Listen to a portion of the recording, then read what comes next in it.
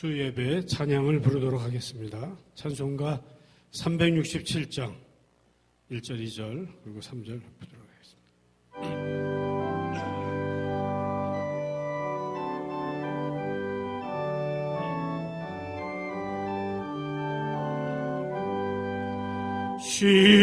십자가를 내가 지고 주를 따라 가노다.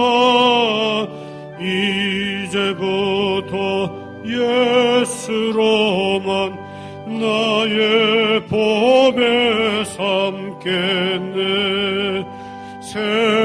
세상에서 부귀영화 모두 잃어버려도 주의 평안 내가 받고 영생 복을 얻겠네.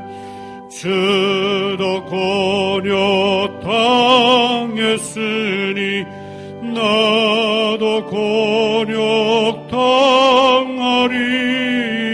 세상 친구 간사하되 예수 진실하도다.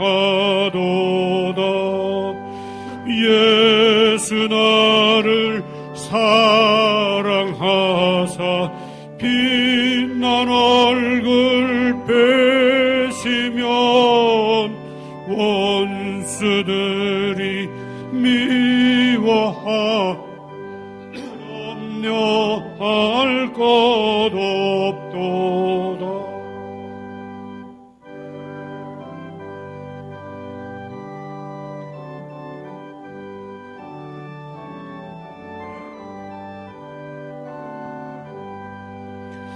내가 핍박당할 때에 주의 품에 안기고 세상 고초 당할수록 많은 위로 받겠네. 주가 주신 기쁨 외에 기뻐할 것 무엇냐. 주가 나를 사랑하니 기뻐할 것뿐일세.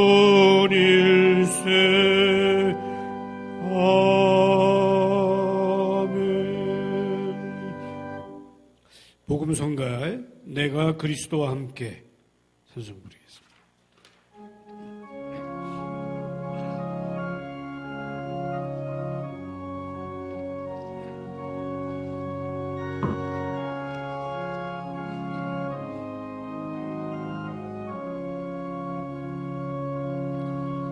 내가 그리스도와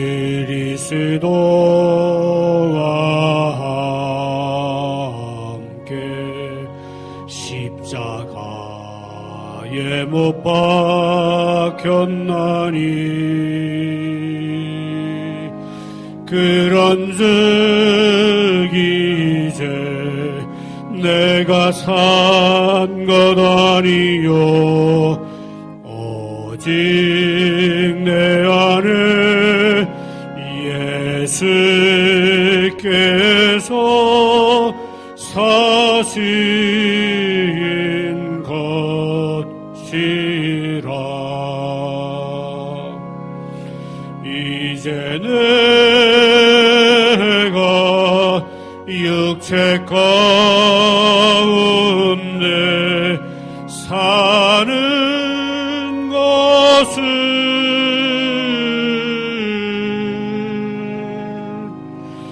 나를 사랑하사 자기 몸 버리신 예수 위에 산 것이라.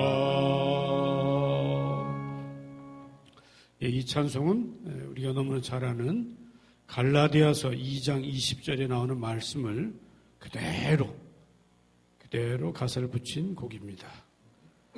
내 안에 그리스도가 살면 나는 죽게 되고 내가 살아나면 그리스도가 죽게 되는 그 귀한 말씀을 따라서 이 귀한 말씀을 묵상하면서 다시 한 번만 더 부르도록 하겠습니다.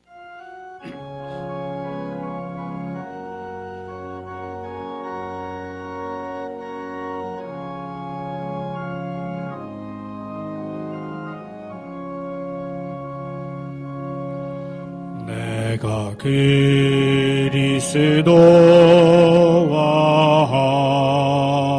함께 십자가에 못 박혔나니 그런즉 이제 내가 산 것 아니요 오직 내 안에 예수께서 사신 것이라. 이제 내가 육체 가운데 사는 것은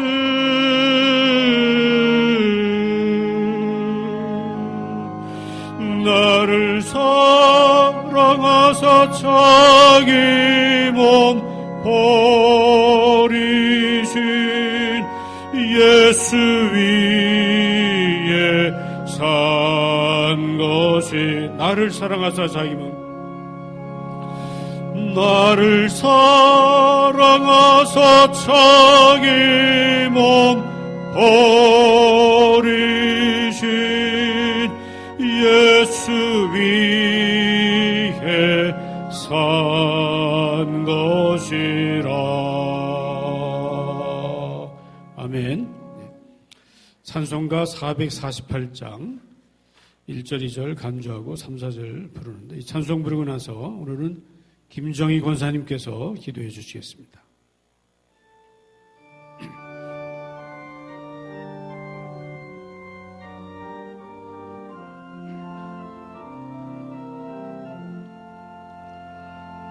이 세상 끝날까지 주 봉사하리니 내 친구 되신 주여 늘 함께 하소서. 주 나와 함께 하면 전쟁도 겁없고 주 나를 인도하면 늘 안심하리라. 나 주를 따를 때에 주 약속하신 것 그 영광 중에 모두 이루어 주소서. 주님의 뒤를 따라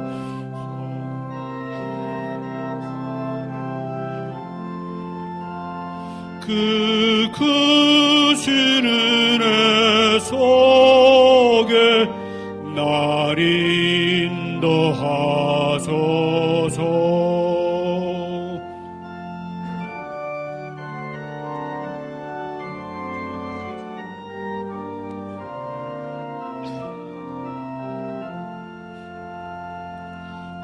이 세상 온갖 시험 내 마음을 흔들고 저 악한 원수들이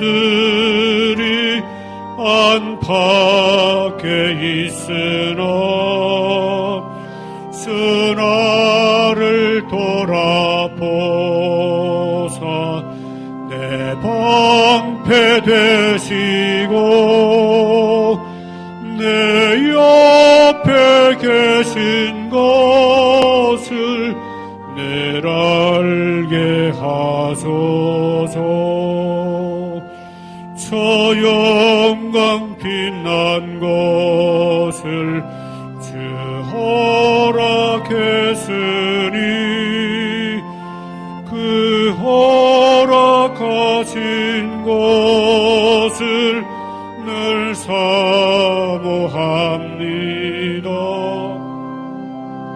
끝까지 쉬지 않고 주 따라가리니 주 넓은 사랑 안에 늘 인도하소서.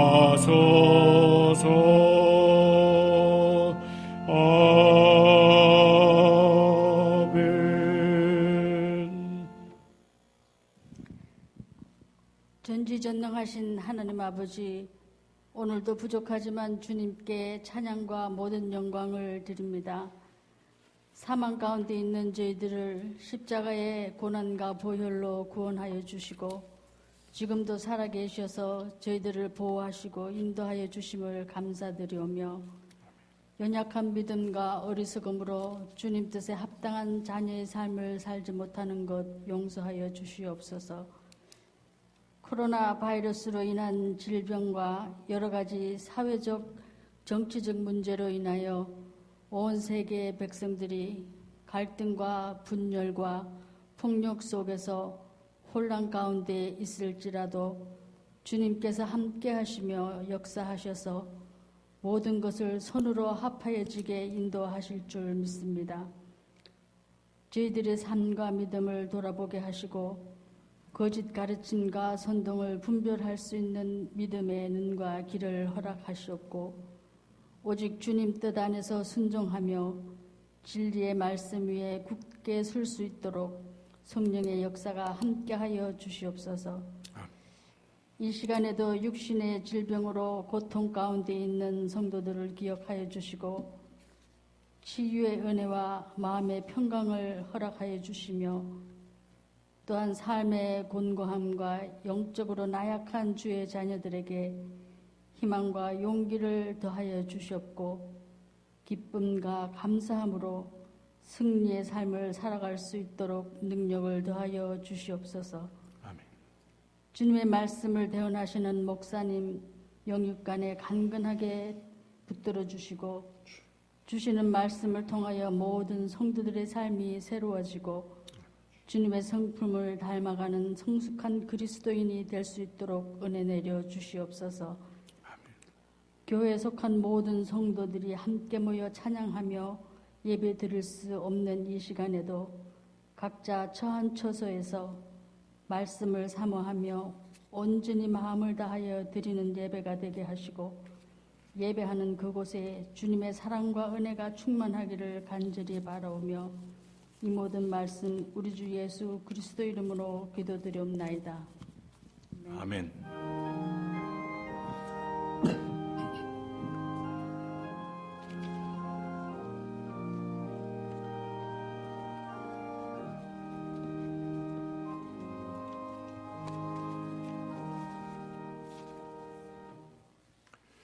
아름다운 찬양과 귀한 기도 감사드립니다. 오늘 주시는 말씀은 누가복음 15장 1절에서 10절까지 보겠습니다. 누가복음 15장 1절에서 10절까지. 우리 다 함께 한 목소리로 읽겠습니다. 시작. 모든 세리와 죄인들이 말씀을 들으러 가까이 나아오니 바리새인과 서기관들이 원망하여 가로되 이 사람이 죄인을 영접하고 음식을 같이 먹는다 하더라. 예수께서 저희에게 이 비유로 이르시되 너희 중에 어느 사람이 양 100마리가 있는데 그 중에 하나를 잃으면 99마리를 들에 두고 그 잃은 것을 찾도록 찾아다니지 아니하느냐. 또 찾은즉 즐거워 어깨에 메고 집에 와서 그 벗과 이웃을 불러 모으고 말하되 나와 함께 즐기자. 나의 잃은 양을 찾았노라 하리라.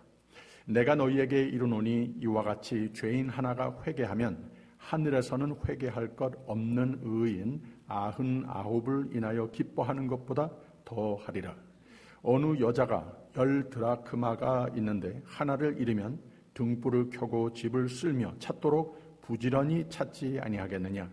또 찾은즉 벗과 이웃을 불러 모으고 말하되 나와 함께 즐기자. 잃은 드라크마를 찾았노라 하리라. 내가 너희에게 이르노니 이와 같이 죄인 하나가 회개하면 하나님의 사자들 앞에 기쁨이 되느니라. 아멘. 요사이 일기가 많이 변화가 있고 낮에도 그렇지만 밤에는 영하로 떨어지는 기후입니다. 건강 늘 조심하셔야 되겠습니다. 오늘 말씀은 복음의 핵심이라 말할 수 있겠습니다. 요한복음의 핵심, 또 복음의 핵심을 우리가 흔히 요한복음 3장 16절이라고 말을 합니다. 하나님께서 세상을 이처럼 사랑하사 독생자를 주셨으니 이를 믿는 자마다 멸망치 않고 영생을 얻으리라 라고 그랬습니다. 이것이 복음의 핵심인데 예수님께서는 이 누가복음이 기록하는 가운데, 누가가 기록하는 가운데에 그 말씀을 여기에서 기록을 하지 않고 예수님께서 바로 이 예화로 가르치시는 그 속에 깊이 담은 진리를 선포하시는 가운데 같은 말씀을 하시는 겁니다. 어떤 배경 앞에 어떤 주제를 다루게 되셨는가 먼저 우리가 이해를 할 필요가 있는데 이것이 1절과 2절입니다. 모든 세리와 죄인들이 말씀을 들으러 가까이 나오니 예수님께서는 누구든지 영접하시는 분이시라고 하는 거예요. 그런데 바리새인과 서기관들이 이들은 혹시 예수님께서 막 유명해지시는 가운데에 전통적으로 또 교리적으로 좀 어긋나는 것이 있는가 해서 예수님께서 올무에 빠지도록 이렇게 기대를 하면서 그런 기회를 노리고 있는 그런 사람들이었었다고 하는 거예요. 여기서 바리새인과 서기관들이 원망하여 가로되 이 사람이 죄인을 영접하고 음식을 같이 먹는다 하더라라고 그랬어요. 하나님의 뜻을 가르쳐주는 입장으로서의 사람이 이렇게 해서 되겠느냐 하는 자세에 불만스러운 마음을 이미 가지고 있는 것을 보여주고 있는 거예요. 이것이 바로 예수님께서 가르쳐 주시는 배경입니다.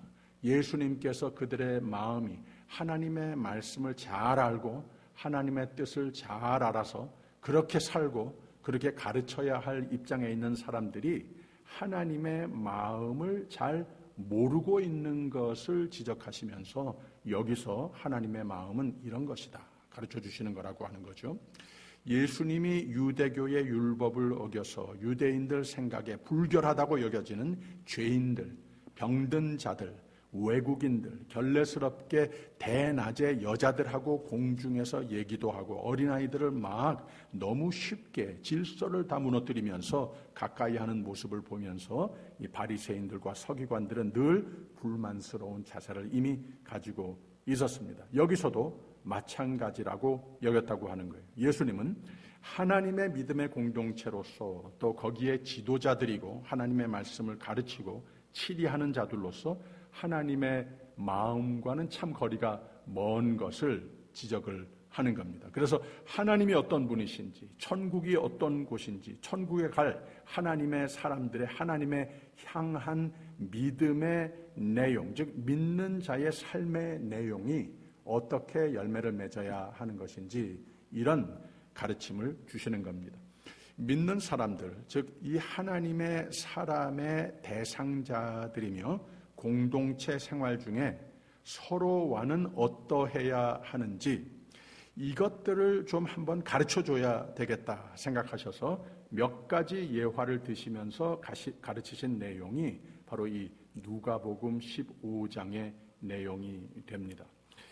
3절의 말씀을 보면은 예수께서 저희에게 이 비유로 이르시되라고 그랬어요.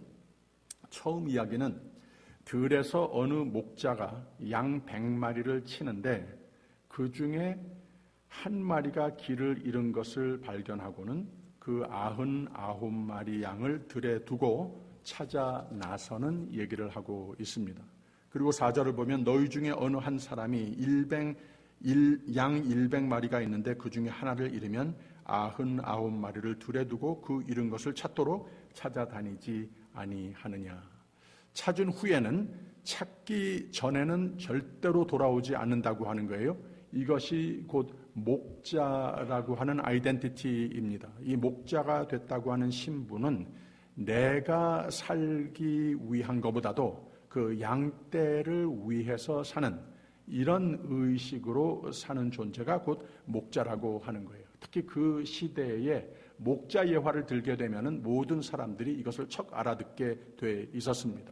아무튼 이러한 마음을 가지고 있는 목자가 길 잃은 양을 찾아 나서는 것 당연한데 찾은 다음에는 5절과 6절의 말씀 보면 또 찾은 즉 즐거워 어깨에 메고 집에 와서 그 벗과 이웃을 불러 모으고 말하되 나와 함께 즐기자 나의 잃은 양을 찾았노라 하리라 그랬습니다.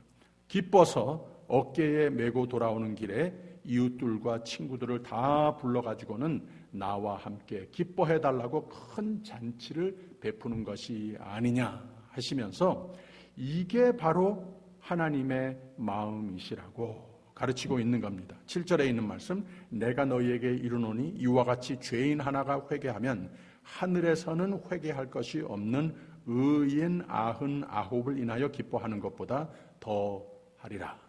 그래서 이 바리새인과 서기관들이 알고 살고 가르치는 바와는 새로운 교훈을 예수님께서 주시는 거예요.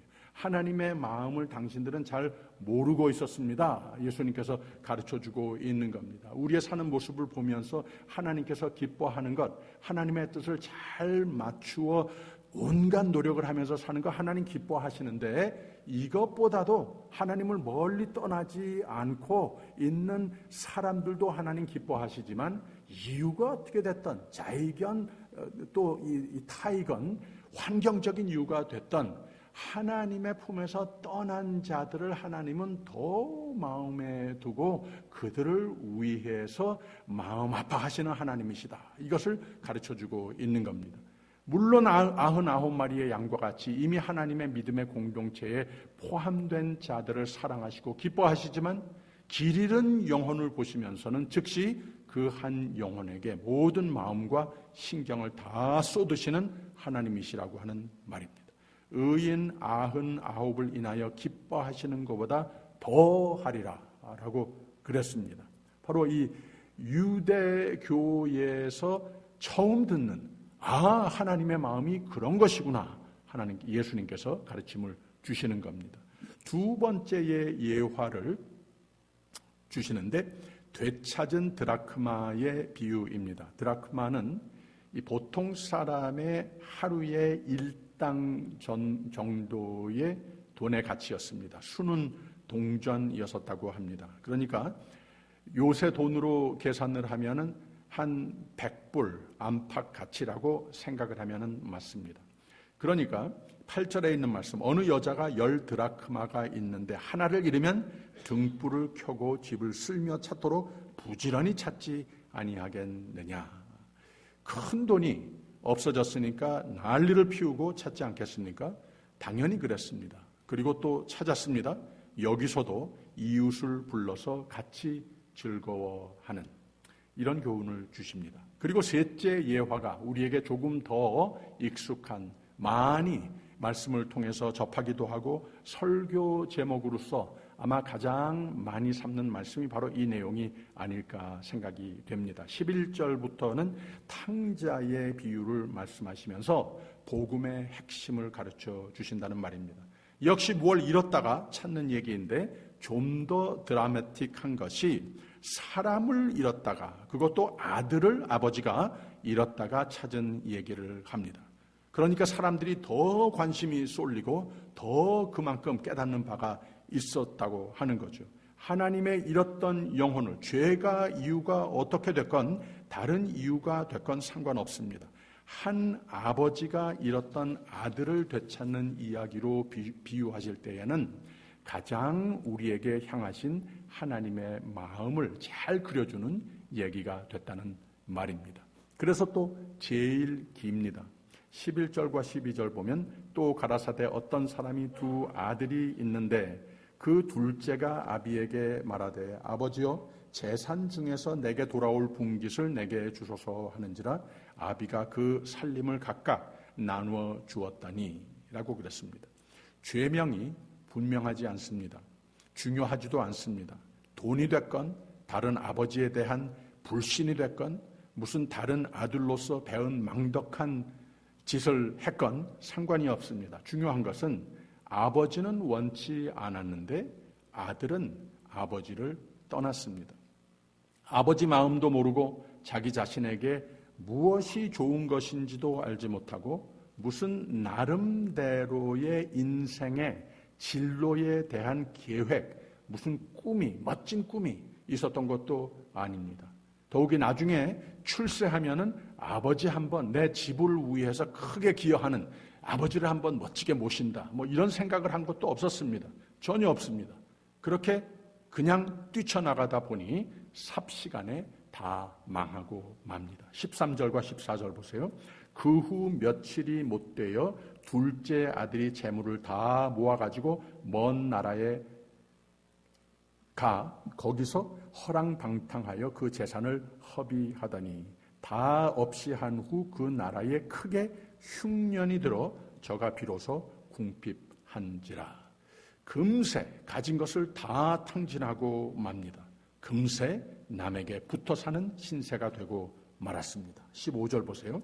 가서 그 나라 백성 중 하나에게 붙여 사니 그가 저를 둘러보내어 돼지를 치게 하였는데 라고 그랬습니다. 집을 떠날 때는 어휴 이거 답답해서 못 살겠다. 나는 자유하리라. 내 멋대로 멋지게 세상을 내 것으로 만들면서 자유하며 꿈을 펼치리라. 두고 보십시오. 이러면서 떠났을 텐데 근데 15절 16절 다시 가서 그 나라 백성 중 하나에게 붙여 사니 그가 저를 들로 보내어 돼지를 치게 하였는데 저가 돼지 먹는 쥐염 열매로 배를 채우고자 하되 주는 자가 없는지라. 상상을 초월하는 밑바닥까지 떨어지고 맙니다. 남에게 묶여 사는데 너무 배가 고파서 돼지 먹이도 돼지만큼도 실컷 한번 먹어보지 못하는 아주 처량한 신세가 되고 말았습니다. 바로 이 시점에서 이 아이가 아버지가 생각이 난 겁니다. 아버지 집이 생각이 난 거예요. 17절에 있는 말씀 이에 스스로 돌이켜 가로되 내 아버지에게는 양식이 풍족한 품꾼이 얼마나 많은고 나는 여기서 줄여 죽는구나 라고 그랬어요. 야, 나 참 어리석은 놈이구나. 이 시점에서 여태까지 자기가 하나님께서 아버지가 나에게 베푼 그 사랑의 가치를 모르고 아버지의 품 안에 있다고 하는 것 이것을 그냥 자유롭지 못한 것으로만 풀이했던 어리석은 모습 이것을 한꺼번에 다 깨달은 겁니다. 다 자유를 위해서 내가 집을 나섰는데 결국은 참 자유, 참 풍성함을 누리지 못하는 아주 반대의 상황이 되고 말았구나 하는 겁니다. 또 18절을 보세요. 내가 일어나 아버지께 가서 이르기를 아버지여 내가 하늘과 아버지께 죄를 얻었사오니 라고 그랬어요. 회개하는 마음도 참 고생하다 보니까 생기는 것을 알 수가 있습니다. 그리고 내 권한을 찾았던 어리석은 교만한 배은망덕한 옛 모습을 회개하는 모습입니다. 겸손한 모습을 되찾았습니다. 그 생각에 좀 철이 들었다고 하는 말이죠. 19절에 있는 말씀 지금부터는 아버지의 아들이라 일컬음을 감당치 못하겠나이다. 나를 품꾼의 하나로 보소서 하리라 하고 라고 그랬어요.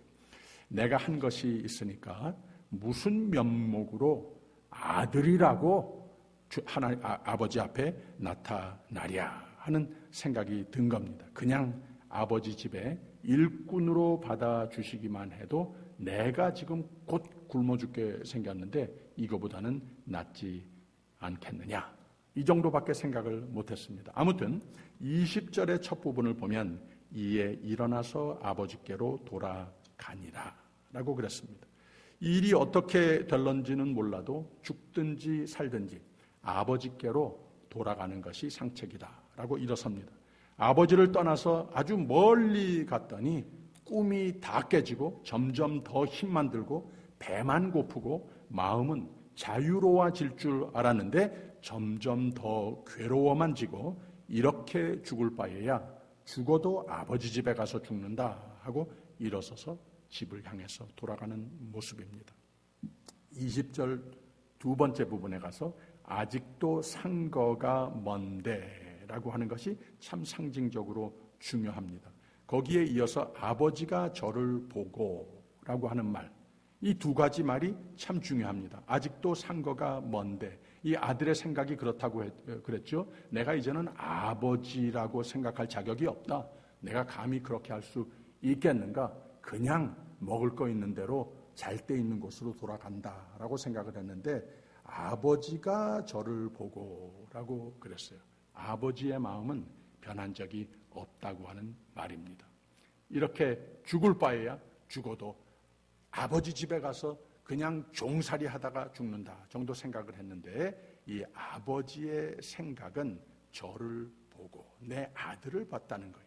이 아들을 아버지의 등을 돌리고 떠나는 그날부터 이 아버지는 아들을 버린 적이 없었습니다. 아들이 아버지를 버린 적은 있는데 아버지는 버린 적이 없다고 하는 거예요. 이 집을 떠나서 나가는 것, 한 발짝, 두 발짝, 10발짝, 100발짝 저 고개 넘어가는 모습, 그 뒷모습까지 아버지는 그냥 문 밖에서 지켜보고 있었습니다. 제가 짐작인데요. 혹시 집으로 돌아오지 않을까? 이런 마음으로서 바라보고 있었어요. 그런데 안 돌아옵니다. 그냥 저 고개 넘어 없어져 버렸어요. 그 다음 날 아버지가 고개 넘어서 이 길 저 길 이 동네 저 동네 매일 찾아다녔을 거라고 저는 믿습니다. 그 이유를 조금 있으면 밝혀집니다. 그 다음 날에는 어쩌면 그 아들이 돼지 우릿간에 배고파하면서 아버지 미안해요 하면서 우는 그 모습을 보면서 아버지도 그 모습을 바라보면서 아주 사일런트하게 우셨는지도 모른다고 하는 거예요. 참 힘들지. 그냥 집에 돌아오기만 해다오. 이런 간절히 내 아들이 그냥 집을 나간 것을 속상해하면서 돌아오기만 바라고 있는. 그리고 폼꾼이라니 이런 말 하는 것까지도 다 들으셨을 것 같아요. 아버지의 이 마음으로 아들이 집을 향해 일어나 걸음을 옮기기만 바라고 기다리고 있었을 아버지의 모습이라고 하는 거예요. 이걸 왜 아느냐? 아버지가 저를 보고 측은히 여겨 달려가 목을 안고 입을 맞추니 라고 그랬습니다. 이 아버지가 오랜 세월이 지난 다음에 이미 잊었을 수도 있는데 이제 눈에 보이지 않기 때문에 언제 돌아오려면 돌아오겠지 이 정도까지 생각할 수 있으리라 우리가 짐작을 할 수 있겠는데 그게 아니었었다고 하는 거예요. 상거가 뭔데 아직 집이 안 보여요. 아버지도 안 보여요. 그런데 아버지가 먼저 봤다고 하는 이유는 아버지가 매일매일 그 집 문 밖에 나와서 저 멀리 고개 저기 언제 넘어오는가 매일매일 기다리는 아버지의 모습을 그리고 있다고 하는 거예요. 아버지가 이렇게 기다렸더니 아들은 보이지 않는데 아버지는 보고 측은히 여겨 달려가 목을 안고 입을 맞추니라고 그랬어요. 그래서 문 밖에서 목이 빠지라 기다리다가 아들을 찾아 나셨던 아버지였던 것이 그래서 분명하다고 하는 겁니다. 그 아들이 집을 향해 발걸음을 집을 향해 돌렸을 때 됐다 하면서 집에서 아직 멀리 있을 때 아들에게 달려가서 아주 극적인 상봉을 하는 장면을 그리고 있지 않습니까? 아버지가 저를 보고 측은히 여겨 달려가 목을 안고 입을 맞추니라고 그랬습니다. 다 봤단 말입니다. 다 알고 있었다고 하는 말입니다. 단, 야, 아빠 따라와 끌고 집으로 올 수도 있었겠는데 그렇게 안 했습니다. 자기 자신의 선택으로 나갔기 때문에 자기 자신의 깨닫고 자기가 원해서 자기가 선택해서 돌아와야 했습니다. 이게 왜 중요한가 하면은 아버지께 억지로 붙들려 돌아오게 되면 아직 마음의 준비가 되지 않는 상태에서 돌아왔기에 또 무슨 일이 생기면, 또 무슨 불만이 생기면, 또 내가 어떤 자유가 부족하다고 여겨지면은 또 뛰쳐나갈 수도 있기 때문에 자신이 아주 철저히 내가 내 아버지 집을 떠나서는 안 되겠구나 하는 것을 느끼고 자기가 선택해서 돌아오게, 이것을 기다리는 아버지의 모습을 그리고 있습니다.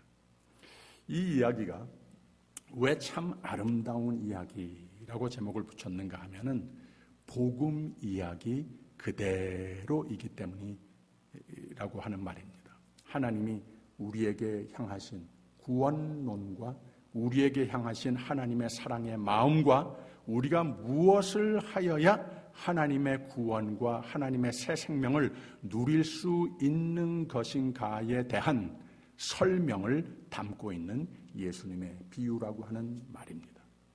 이 아버지도 이 잃었다가 찾은 아들로 인해서 그 기쁨이 커서 큰 잔치를 베풀어 줍니다.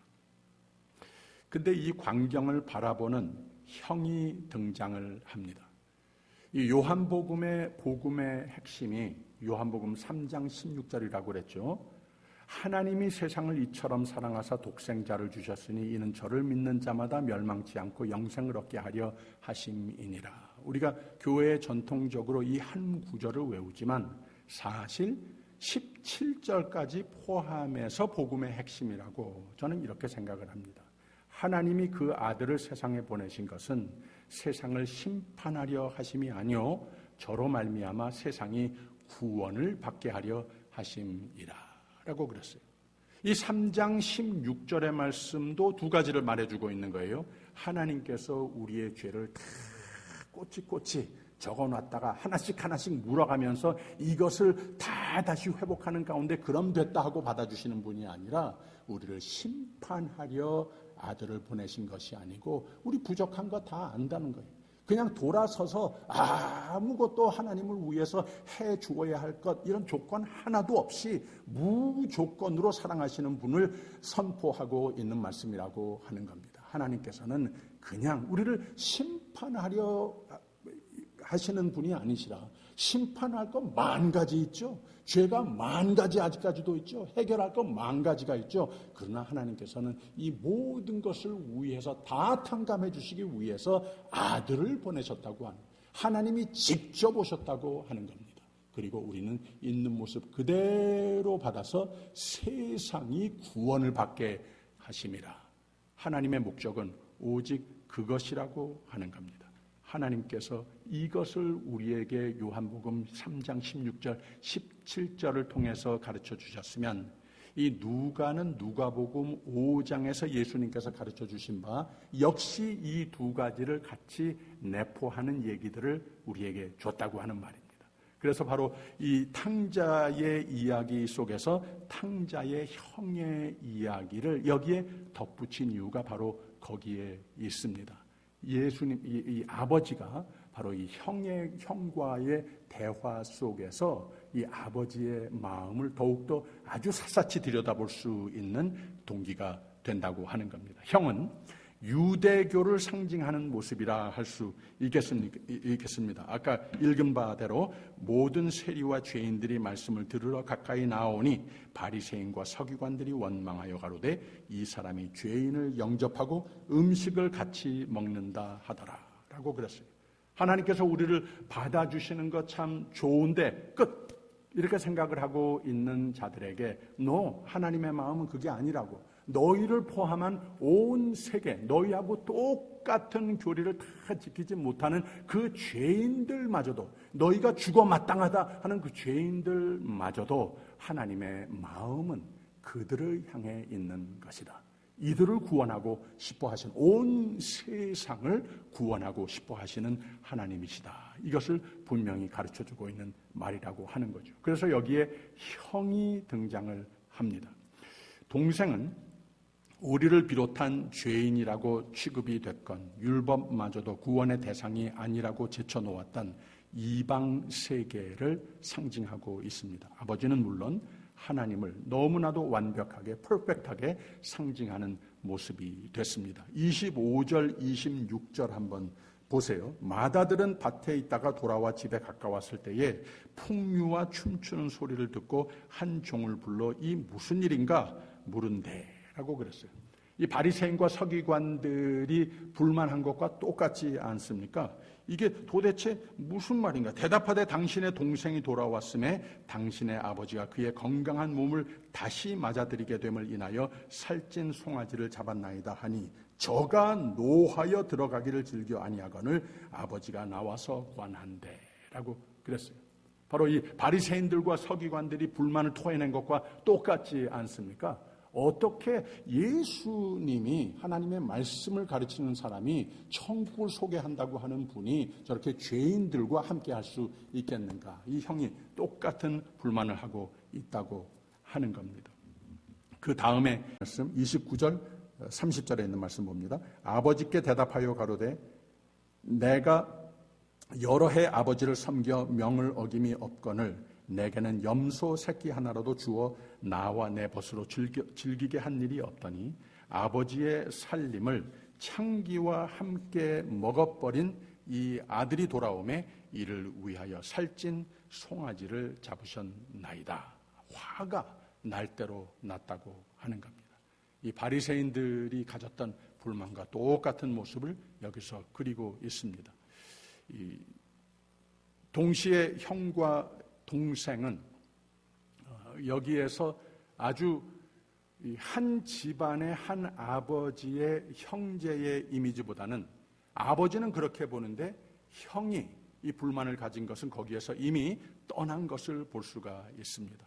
그래서 오늘 메시지의 두 가지의 중요한 것을 우리에게 깨닫게 해 줍니다. 하나님의 사랑은 하나님께서 아주 구제불능했던 우리를 향하신 사랑을 선포하는 말씀이 되는 것이고, 그래서 18절과 19절에 있는 말씀이 내가 일어나 아버지께 가서 이르기를 아버지여 내가 하늘과 아버지께 죄를 얻었사오니 지금부터는 아버지의 아들이라 일컬음을 감당치 못하겠나이다. 나를 품꾼의 하나로 보소서 하리라 하고라고 그랬어요. 아무리 생각을 해봐도 도저히 구제 불능한 자기의 상태를 절실히 느끼는 이런 고백 아니겠습니까? 그래서 이 말씀 구제불능, 그런데 20절에 믿기만 하면 된다고 하는 요한복음 3장 16절의 말씀 그대로입니다. 이에 일어나서 아버지께로 돌아가니라. 아직도 상가가 먼데 아버지가 저를 보고 측은히 여겨 달려가 목을 안고 입을 맞추니 아무것도 할 말도 없습니다. 나는 그냥 종으로밖에 도무지 내가 아들이 될 수 있는 자격은 없다고 하는 마음인데 그냥 믿음으로 아버지를 향해서 발길을 돌이켰을 때에 that was enough. 바로 20절의 후반에 있는 말씀 아버지가 저를 보고 측은히 여겨 달려가 목을 안고 입을 맞추니 요한복음 3장 16절의 후반의 내용과 같지 않습니까? 오직 믿음만 있으면 멸망치 않고 영생을 얻으리라. 그대로의 내용이 됐습니다. 그리고 22절에서 24절까지 아버지는 종들에게 이르되 제일 좋은 옷을 내어다가 입히고 손에 가락지를 끼우고 발에 신을 신기라. 그리고 살찐 송아지를 끌어다가 잡으라. 우리가 먹고 즐기자. 이 내 아들은 죽었다가 다시 살아났으며 내가 잃었다가 다시 얻었노라 하니 저희가 즐거워하더라 라고 그랬습니다. 그래서 우리는 두 가지의 분명한 복음의 진리를 깨닫고 우리의 삶에 적용을 해야 하는 겁니다. 특히 믿는 사람들이 포함된 교회를 비롯한 가정을 비롯한 모든 공동체 생활 속에서 어떤 모습으로서 이 복음으로 말미암아 영생을 얻은 우리가 이 무조건의 하나님은 심판하려 아들을 보내신 것이 아니라 세상을 구원하려 오셨다고 하는 것. 이 복음 참 즐겁지 않습니까? 너무 기쁘고 감사하고 찬송이 되지 않습니까? 이렇게 사는 것 참 중요한데 복음의 핵심은 항상 한 동전의 이면과 같이 하나님께서 우리에게 향하신 사랑을 셀러브레이트하는 것이며 동시에 모든 믿음의 공동체 생활 속에서 하나님께서 우리에게 베푸신 그 무조건의 사랑의 삶을 모든 인간관계 속에서 공동체 생활 속에서 열매를 맺어야 하는 것이라 하는 이 이중 복음의 내용을 우리에게 선포하고 있는 겁니다. 형은 어떻게 이런 일이 있을 수 있겠는가 했을 때 아버지가 이르되 너는 항상 나와 함께 있으니 내 것이 다 내 것이로되 내가 너를 이처럼 사랑한 거 셀러브레이트 하라는 거예요. 나와 더불어 지금도 천국을 살고 영생을 향하여서 이 소망과 확신을 가지고 살아라. 그런데 내가 바라는 것은, 꼭 보고 싶어 하는 것은 내가 맺고 있는 모든 관계 속에서 내가 참 잘됐다. 저 사람하고 친구 된 거, 저 사람하고 식구 된 거, 한 교회 식구 된 거, 교회 동역자 된 거 참 좋은 거다. 너무 기쁘다. 너무 감사하다. 이것만이 아니고 이 세상 사는 가운데에는 나로 여러 가지로 이유가 어떻게 됐던지 간에 배경도 다르고 이유가 어떻게 됐던지 간에 좀 하나가 되지 못하는 관계들도 있게 마련이라고 하는 겁니다. 그 속에서도 하나님께서 도무지 하나님과 하나가 될 수 없는 나를 위해서 아직 거리가 멀어서 아버지가 보이지도 못하고 나는 구제불능이라고 생각을 했는데 항상 나를 기다리셨다가 먼저 보고 나를 찾아와 나를 안아주고 뽀뽀해주고 금가락기 새 옷 새 파티를 열어주시는 것과 같이 이런 마음으로서 주 안에서 하나님께서 맺어준 모든 공동체, 모든 인간관계 속에서 하나님의 마음의 엑스텐션이 되는 삶을 사는 것이 그 무조건의 사랑의 삶의 열매를 맺는 것이 복음을 사는 사람의 완전이라고 하는 뜻을 우리에게 가르쳐 주는 거라고 하는 말입니다. 내 것이 다 내 것이로되 재산도 다 내 것이고 아버지의 마음도 그러면 내 것이 돼야 하지 않겠느냐. 네가 하나님께서 이처럼 너를 사랑하셨다고 하는 것, 이 사람들이 인용하는 단어가 풀이할 수 없을 정도로 성경에서 선택한 예수님께서 선택하신 그 단어가 세상을 이처럼이라고 표현할 수 없었다는 거예요. 이 세상에서 도무지 볼 수 없는 그 사랑을 받은 사람이 나라면, 그러면 그 천국의 삶을 더욱더 완전하게 컴플릿하게 하기 위해서 내가 하나님의 마음도 중요시 여기고 마음도 헤아릴 줄 알고 그 마음이 내 마음도 채워야 되는 것 아니냐, 이런 도전을 주는 겁니다. 그래서 하나님의 사람들은 하나님께서 나를 이렇게 액셉트해 주신 것과 같이 서로를 관용하는 사람이 됐을 때에 하나님께서 우리에게 베풀어 주시는 참으로 천국을 셀러브레이트하는 삶이 지금도 또 영원토록 될 수 있는 거라고 하는 거예요. 이 형은 집을 떠난 적이 없습니다. 그런데 아직도 집에 있습니다. 아직도 아버지하고 대화를 나누고 있는 거예요. 그런데 아버지와 같이 셀러브레이트하고 기뻐하고 그 잔치에 참여하지는 못하고 아버지를 원망하고, 그리고 자기 동생이 돌아왔는데 말이죠, 당신의 아들이라고 정도밖에 말이 안 나와요. 도무지 내 형제라고 볼 수 없다는 거예요. 내가 받아줄 수 없다고 하는 거예요.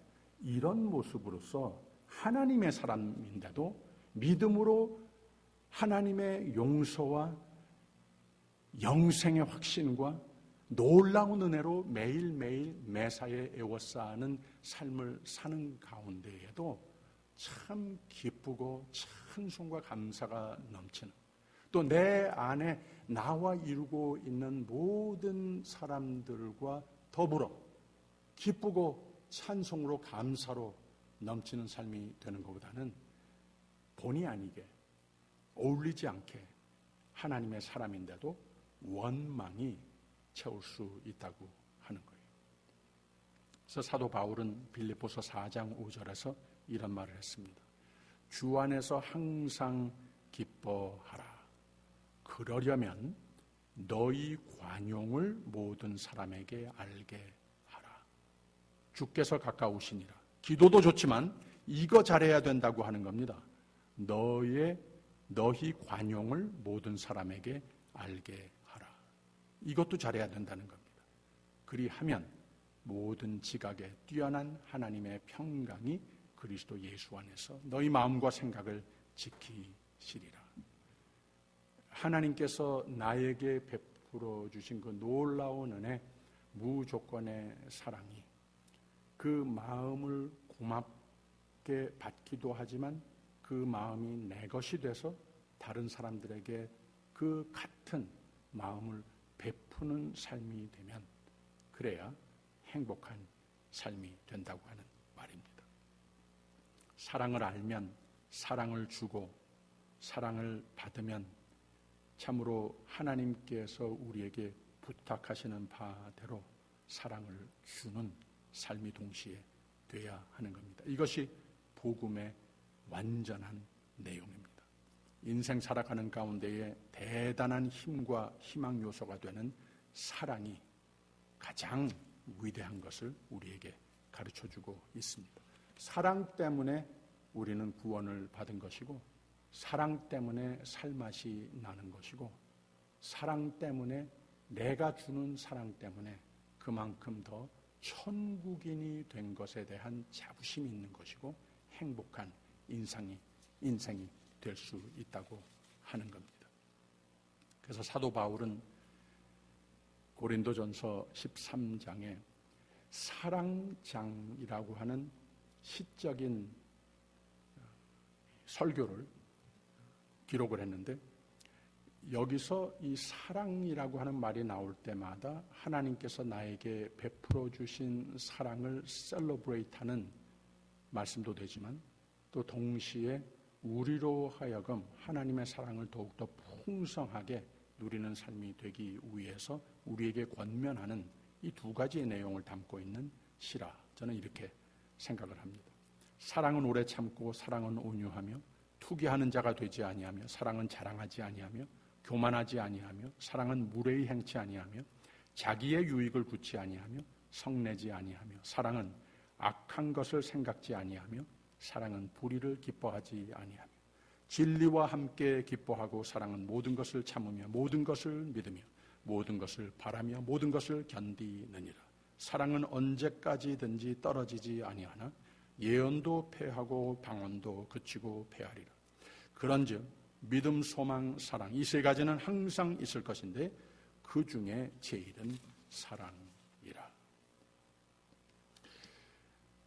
오늘 말씀의 초점은 하나님께서 우리에게 향하신 복음의 가장 핵심적인 하나님의 마음을 우리에게 보여주신 겁니다.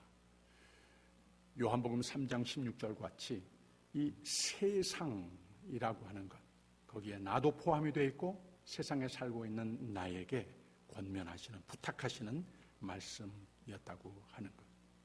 잃었었던 양, 동전, 아들 이런 이야기들 사람이 누구나 동감할 수 있는 예들을 들어가시면서 예수님께서는 가르쳐 주셨습니다. 단 하나라도 잃었으면 그 사랑을, 구원을, 축복과 보호를 누리지 못한 채 하나님의 평강을 알지 못하고 세상을 헤매이는 불쌍한 영혼들을 하나님께서는 귀하게 여기신다고 하는 겁니다. 천하보다 귀하게 여기시는 하나님, 그 하나님의 사랑의 대상이 곧 나라고 하는 것, 주님께 감사와 찬송을 드릴 일입니다. 아마도 이 믿음이라고 하는 것 자체도 우리가 기도하는 가운데에 성령께서 우리의 마음을 주관하여 주셔서 하나님께 마음이 열려 있어야 그 사랑을 받을 수 있는 것 아니겠습니까? 하나님의 사랑을 받는 것도 믿음도 힘이 드는 일입니다. 우리가 그만큼 기도를 많이 하면서 노력하여야 할 바입니다. 동시에 그 사랑의 대사가 돼야 한다고 하는 이 복음의 후자의 메시지, 이것은 어쩌면 더욱 더 힘든 믿음의 반인지도 모르겠습니다. 우리가 이 믿음을 위해서, 이 하나님의 마음이 내 마음을 채우기 위해서 더욱 노력하는 교회와 성도들이 돼야 할 겁니다.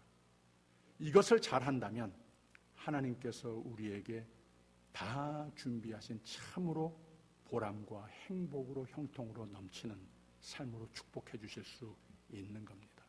바로 이 후자의 믿음의 내용에 노력할 바, 이것이 오늘 세대의 교회가, 그리스도인들이 조금 더 잘해야 하는 것이 아닐까, 이렇게 생각이 듭니다. 하나님이 가장 마음 아파하실 때가 바로 그런 때라고 하는 겁니다. 이유가 어쨌든 내가 하나님이 벌어졌다 생각할 때면 하나님은 더욱 마음을 아파하십니다. 나를 기다린다고 하는 것. 혹 여러분 가운데에 하나님과 좀 길이 멀어진 상황이라면 하나님 앞에 두 팔을 벌리고 다시 달려오는 믿음을 회복하시기를 바랍니다. 하나님께서 베풀어 주시는 그 잔치가 나의 잔치가 되도록 더욱더 하나님을 감사와 찬송으로 넘치는 매일매일이 될 수 있도록 하나님께서 나에게 베푸신 사랑도 감사하지만 나와 한 공동체를 이루게 하신 교회와 가정과 어디에서든지 심령 하나하나를, 그들의 모든 내 마음에 들지 않는 것들 늘 생각을 하면 많겠지만 하나님께서 나를 보신 그 같은 눈으로 같은 마음으로 서로를 용납하고 서로를 관용하고 서로를 하나님께서 베푸신 그 사랑으로 사랑하면 참으로 하나님께서 꼭 채우시고자 하시는 잔치와 같은, 하나님께서 참으로 기뻐하시고 우리 모두가 기쁨과 찬송으로 넘치는 삶이 될 줄 믿습니다. 아까 부른 찬송 내가 그리스도와 함께, 이 찬송 한번 다시 부르고 기도하고 마치겠습니다.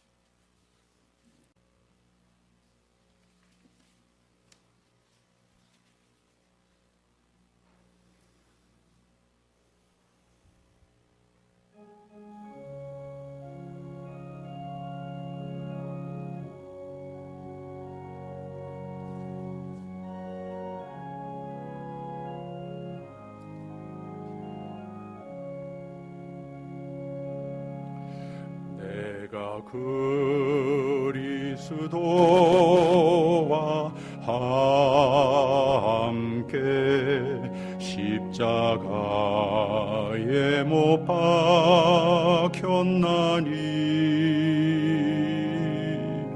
그런즉 이제 내가 산 것 아니요 오직 내 안에 예수께서 사신 것이라. 이제 내가 육체 가운데 사는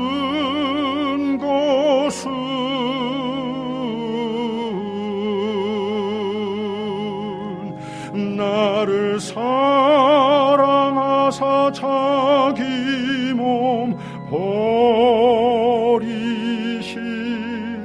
예수 위해 산 것이라.